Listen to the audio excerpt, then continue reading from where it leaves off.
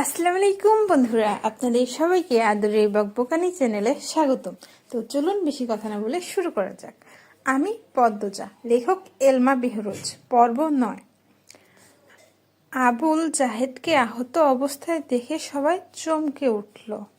কপাল বেয়ে রক্ত ঝরছে। একজন দৌড়ে গিয়ে বাড়ির ভেতর ফার্স্ট এড বক্স আনতে লিখন কিছু সময় জন্য থমকালো।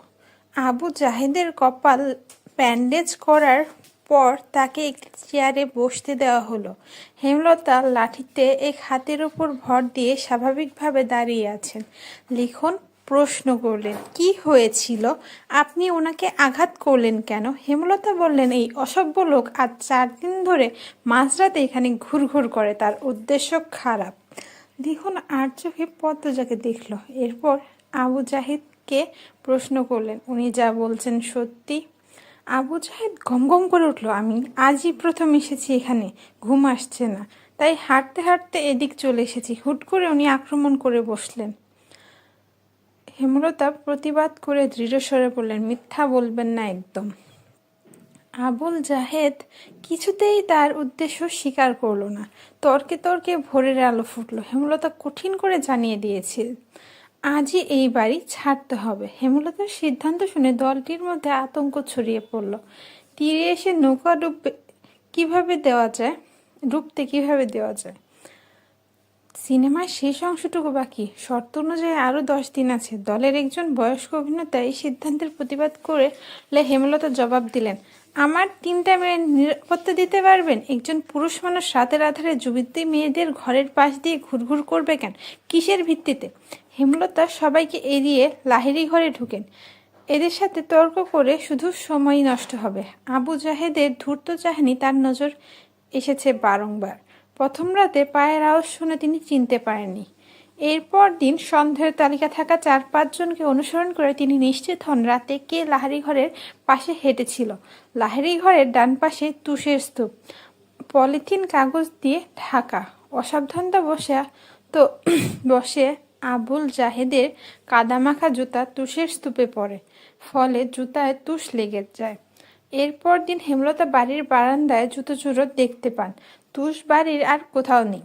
তিনি ব্যস্ত হয়ে তুষের স্তূপের কাছে এসে দেখেন একজোড়া জুতার ছাপ। সেই জুতা যখন আবুল জাহেদ পরল, তিনি পুরোপুরি নিশ্চিত হন। শুটিং দলের মধ্যে একটা হাহাকার লেগে গেল। বেশ কিছুক্ষণ নিজেদের মধ্যে আলোচনা চলল। এরপর সবাই মোর্শেদকে ধরল, বিনিময়ে আরও টাকা দিতে রাজি। হেমলতার ধমকের ভারে তখন চুপ হয়ে গেল। টাকার কথা শুনে মোর্শেদের চোখ দুটি জল জল করে উঠল। ঘরে এসে হেমলতার সাথে দ্বন্দ্বমার ঝগড়া লাগিয়ে দিলেন। হেমলতা কিছুতেই রাজি হননি। শেষ অবধি তিনি নিজের সিদ্ধান্তে অনড় থাকতে পারলেন না। দলের কিছু ভালো মানুষের অনুরোধ ফেলতে গিয়ে তিনি অস্বস্তি বোধ করছিলেন। 10 দিনের বদলে 5 দিনের সময় দেন। হেমলতা স্বস্তিতে নিঃশ্বাস ফেলেন। ভাগ্যিস কোনো ঘটনা ঘটার আগেই ব্যাপারটা খোলাসা হয়েছে। বেশ গরম পড়েছে আজ। মুন্নাকে পাশে নিয়ে পদ্মজা পাটিতে বসে আছে। মনোযোগ দিয়ে মুন্নাকে শেখাচ্ছে কাকে কি ডাকতে হবে। আমায় ডাকবি বড় আপা, পূর্ণাকে ছোট আপা, প্রেমা তো তোর সমান, তাই প্রেমা ডাকবি। দুজনে মিলেমিশে থাকবি, বুঝেছিস? বুঝছি। আম্মাকে তুইও আম্মা বলে ডাকবি। আমাদের আম্মা আব্বা আজ থেকে তোরও আম্মা আব্বা, বুঝেছিস?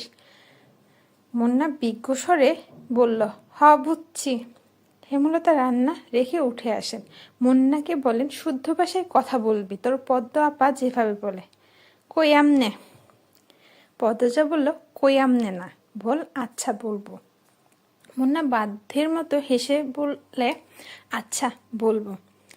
হেমলতা হেসে চলে যান। পূর্ণা রুম থেকে মুন্নাকে ডাকলো, মুন্না রে। সুডু আপা। পদ্মজা মুন্নার গালে আলতো করে থাপ্পড় দিয়ে বলল, বল জি ছোট আপা। মুন্না পদ্মজার মতো করেই বলল, জি ছোট আপা। পদ্মজা হাসলো। পূর্ণা মৃদু হেসে বলল, তোর নাম পাল্টাতে হবে। আমি তোর নতুন নাম রেখেছি। ক্যারে নাম পাল্টাইতাম ক্যারে? পদ্মজা কিছু বলার আগে মুন্না প্রশ্ন করল, আচ্ছা এই কথাটা কেমনে কইতাম? পদ্মজা হেসে কপাল চাপড়ে, এই ছেলেরে তো আঞ্চলিক ভাষায় বুধ হয়ে আছে। পূর্ণা বলল, তুই এখন আমাদের ভাই, আমাদের নামে সবার মিলিয়ে তোর নাম রাখা উচিত। কি উচিত না? মুন্না দাঁত কেলিয়ে হেসে সায় দিল, এই জন্য তোর নাম পাল্টাতে হবে। আজ থেকে তোর নাম প্রান্ত মোড়ল, সবাইকে বলবি এটা, মনে থাকবে? মনে রাখাম। আচ্ছা বল। আচ্ছা মনে রাখবো। আচ্ছা মনে রাখবো। দুপুর গড়াতেই হাজেরা আসলো, সাথে নিয়ে এসেছে বানোয়াট গল্প আর বিলাপ। ইশারা ইঙ্গিতে সে লাউ চাইছে। মোর্শেদ গতকাল সব লাউ বাজারে তুলেছেন, গাছে আর একটা ছিল। ঘরে চিংড়ি মাছ আছে, প্রান্ত লাউ দিয়ে চিংড়ি খাবে বলে ইচ্ছে প্রকাশ করেছে। হেমলতা হাসি মুখে শেষ লাউটা দিয়ে এসেছেন। এখন আবার হাজেরা রোজ চাই। কেউ কিছু চাইলে হাতে থাকা সত্ত্বেও হেমলতা ফিরিয়ে দেননি, আজও দিলেন না। তিনি হাজেরাকে হাসি মুখে লাউ দিলেন। হাজেরা সন্তুষ্টি প্রকাশ করে চলে গেল। পদ্মজা মায়ের দিকে অসহায় চোখে তাকে। প্রান্ত এ বাড়িতে সে প্রথম যা চাইল তাই পেল না। মনের ওপর নেতিবাচক প্রভাব পড়বে না তো? হেমলতা পদ্মজার দৃষ্টি বুঝেও কিছু বললেন না। প্রান্তকে ডেকে কোলে বসান। ছেলেটাকে দেখতে বেশ লাগছে। দুপুরে তিনি গোসল করিয়েছেন, মনে হয়েছে কোনো ময়লার স্তূপ পরিষ্কার করা হচ্ছে। জন্মদাতার মৃত্যুর প্রান্তের উপর বিন্দুমাত্র প্রভাব ফেলল না, এজন্য কেউই অবাক হয়নি। বাপ ছেলে শুধু রাতে একসাথে থাকা হতো, অনেক রাত প্রান্ত একা থেকেছে। এইটুকু ছেলে কত রাত ভয় নিয়ে কাটিয়েছে। হেমলতা আর্দ্র কণ্ঠে বললেন, একটা গল্প শোনাই, শুনবি? শোনাও। পদ্মজা প্রান্তর ভাষার ভুল ধরিয়ে দিল, শোনাও না, বল শোনাও আম্মা। প্রান্ত মাথা কাত করে, এরপর হেমলতাকে বলল, শোনাও আম্মা। হেমলতা আম্মা ডাকটা শুনে বুক বিশুদ্ধ ভালো লাগায় ছেয়ে গেল। তিনি কণ্ঠে ভালোবাসা ঢেলে বললেন, আমাদের একদিন মরতে হবে, জানিস তো? জান্নাত জাহান্নামের কথা কখনো কেউ বলেছে? প্রান্ত মাথা দুপাশে নাড়ালো, কেউ শোনায়নি। হেমলতা এমনটা সন্দেহ করেছিলেন। প্রান্ত এ সম্পর্কে জানে না। তিনি ধৈর্য নিয়ে সুন্দর করে জান্নাত জাহান্নামের বর্ণনা দিলেন। জান্নাতের বর্ণনা শুনে প্রান্তর চোখ দুটি জল জল করে উঠল। প্রশ্ন করলো হাজারটা। হেমলতাকে জানায় সে জান্নাতে যেতে চায়, জাহান্নামে যেতে চায় না। হেমলতা বললেন, আচ্ছা এখন গল্পটা বলি, মন দিয়ে শুনবি। প্রান্ত মাথা কাত করে হ্যাঁ সূচক সম্মতি দিল। হেমলতা শুরু করলো, একজন মহিলা একা থাকতো বাড়িতে। না, দুটো ছেলে মেয়ে আছে, খুব ছোট ছোট, খুব অভাব তাদের। ছোট্ট একটা জায়গায় মাটির ঘর, ঘরের সামনে শখ করে একটা লাউ চারা লাগায়। লাউ গাছ বড় হয়, লাউ পাতা হয় অনেক। এই লাউ পাতা দিয়ে দিন চলে তার। কখনো সিদ্ধ করে খায়, নুন মরিচ পেলে শাক রেঁধে খায়। তো একদিন এক ভিক্ষুক মহিলা আসলো। ভিক্ষুক মহিলা খায় না 2 দিন ধরে। লাউ গাছের লাউ পাতা দেখে খেতে ইচ্ছে করে। লাউ গাছের মালিক যে মহিলাটি, তাকে ভিক্ষুক বলে লাউ পাতা দিতে, ব্রেদে খাবে। খুব অনুনয় করে বলে। মহিলাটির মায়া হয়। ভিক্ষুক মহিলাকে কথা শোনাতে শোনাতে কয়েকটা লাউয়ের পাতা ছিঁড়ে দেয়। তার কয়দিন পর লাউ গাছের মালিক যিনি, তিনি মারা গেলেন। গ্রামবাসী সহ মসজিদের ইমাম মিলে দাফন করে। বুঝছিস তো প্রান্ত? প্রান্ত মনোযোগ দিয়ে শুনছে, সে খুব মনোযোগী শ্রোতা। হেমলতা বাকিটা শুরু করলেন। গ্রামের ইমাম একদিন স্বপ্নে দেখেন যে মহিলাকে তিনি দাফন করেছেন তার চারপাশে আগুন দাও দাও করে জ্বলছে, কিন্তু তার গায়ে আঁচ অব্দি লাগছে না।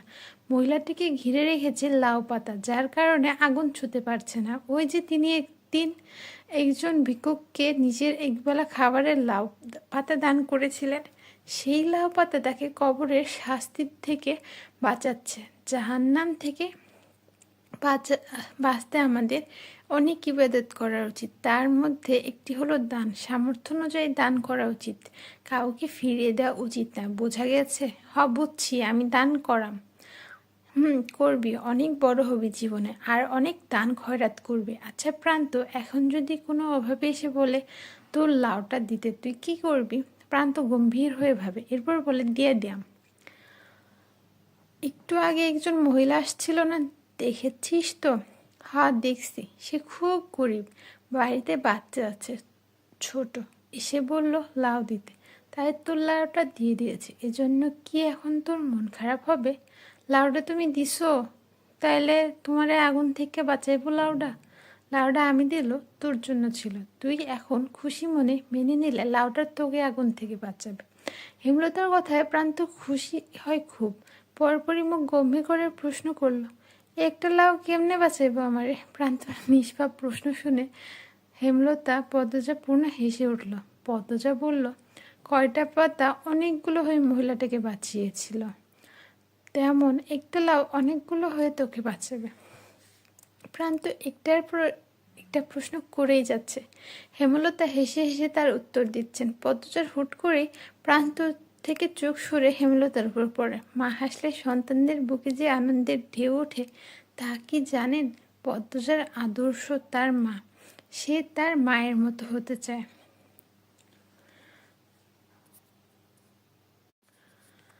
5টি দিন শেষ। শুটিং দলের মধ্যে খুব ব্যস্ততা, সব কিছু গোছানো হচ্ছে। 5 দিনে তাড়াহুড়ো করে শ্যুট শেষ করা হয়েছে। লিখন উঠানে চেয়ার নিয়ে বসে আছে। চিত্রা এসে তার পাশে বসলো। কাশির মতো শব্দ করে লিখন মনোযোগ পেতে। লিখন তাকালো, ম্লান মুখে প্রশ্ন করলো, সব গোছানো শেষ? শেষ। তুমি কি কিছুই গুছাওনি? বিকেলে রওনা দেব। আমার আর কি আছে গোছানোর, দুপুরেই শেষ করে ফেলবো। মন খারাপ? লিখন কিছু বলল না। লাহারি ঘরের দিকে তাকালো। দৃষ্টিতে শূন্যতা, কিছু ফেলে যাওয়ার বেদনা। বুকের বাঁ পাশে চিনচিন করা ব্যথা। চিত্রা হাত ঘড়ি পড়তে পড়তে বলল, ছোট বোনের সমান বলে ছোট বাঁকিয়েছিলে, এখন তারই প্রেমে পড়লে? লিখন কিছু বলল না, দীর্ঘশ্বাস ফেলল। চিত্রা বলল, পদ্মজা কিন্তু অনেক বড়ই, আগামী মাসে ওর 17 বছর হবে শুনেছি। এই গ্রামে 17 বছর বয়সী অবিবাহিত মেয়ে হাতে গোনা কয়টা? পদ্মজার শ্রেণীর বেশিরভাগ মেয়ে বিবাহিত, আর খুব কম মেয়ে পড়ে। চিত্রার কথা অগ্রাহ্য করে লিখন বলল, তোমার বিয়েটা কবে হচ্ছে? বছরের শেষ দিকে, সব ঠিকঠাক থাকলে আর ভগবান চাইলে। কিছুক্ষণের মধ্যে সবাই ঢাকা রওনা দেবে। হেমলতা মোর্শেদ বিদায় দিতে এসেছেন। দলটা 3-4 জনের চরিত্রের সমস্যা থাকলেও বাকিরা খুব ভালো, হেমলতার সাথে মিশেছে খুব। নিজের বাড়ি মনে করে থেকেছে, বাড়ির দেখাশোনা করেছে। লিখন হেমলতার আড়ালে একটি সাহসিকতার কাজ করে ফেলল। ব্যস্ত পায়ে লাহারি ঘরে আসলো। বারান্দায় বসেছিল পদ্মজা। লিখনকে দেখে ভয়ে তার বুক কেঁপে উঠল। পদ্মজার কিছু বলতে দিল না লিখন। সে দ্রুত বারান্দায় উঠে পদ্মজার হাতে একটি চিঠি গুজে দিয়ে জায়গা ত্যাগ করলো। পদ্মজা অনবরত কাঁপতে থাকে। পূর্ণা চৌকি থেকে ব্যাপারটা খেয়াল করেছে। সে হতভম্ব, ধীর পায়ে হেঁটে আসে। পদ্মজার সারা শরীর বেয়ে ঘাম ছুটছে। হিতাহিত জ্ঞানশূন্য হয়ে পড়ে। হাত থেকে চিঠিটা পড়ে যায়। পূর্ণা কুড়িয়ে নিল। পদ্মজার গলা শুকিয়ে কাঠ। হেমলতা এসে দেখেন পদ্মজা হাঁটুতে থুতনি থেকে বসে আছে, কেমন যেন দেখাচ্ছে। তিনি উদ্বিগ্ন হয়ে প্রশ্ন করলেন, পদ্ম, শরীর খারাপ? মায়ের কণ্ঠ শুনে পদ্মজা ভয় পেল। বাতাসে অস্বস্তি, নিঃশ্বাসে অস্বস্তি, চোখ দুটো স্থির রাখা যাচ্ছে না, নিঃশ্বাসে এলোমেলো। পূর্ণা পরিস্থিতি সামালাতে বলল, আম্মা, আবার মাথা ব্যথা। হুট করে এমন মাথা ব্যথা উঠলো কেন? পদ্মরে খুব ব্যথা? পদ্মজা অসহায় চোখে পূর্ণার দিকে তাকালো। আকস্মিক ঘটনায় সে ভেঙে পড়েছে। ডান হাত অনবরত কাঁপছে। হেমলতা তীক্ষ্ণ চোখে দুই মেয়েকে দেখেন। কঠিন স্বরে প্রশ্ন করেন, কি লুকোচ্ছিস দুজন? কেউ এসেছিল? মায়ের প্রশ্ন শুনে পদ্মজার চেয়ে পূর্ণা বেশি ভয় পেল। হাতের চিঠিটা আরো শক্ত করে চেপে ধরল। কি লেখা আছে? না পড়ে এই চিঠি